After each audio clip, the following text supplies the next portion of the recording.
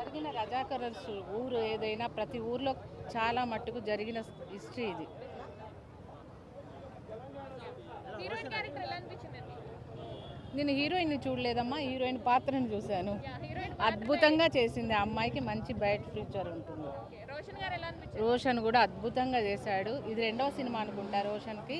ఆయన చాలా అద్భుతంగా నటించారు. వాళ్ళ నాన్నగారి కంటే బాగా నటించారు. నాన్నగారి పేరు నిలబెట్టేశారు అనుకోవచ్చు. ఇంకా డబుల్ అస్తిత్వం ఉంది.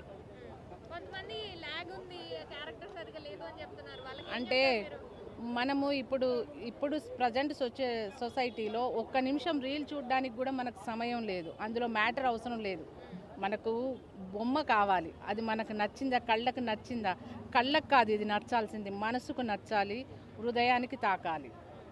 తెలంగాణ స్టోరీ అంటారు,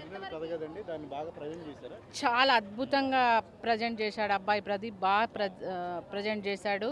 దానికి ప్రాణం పోసాడు రోషన్.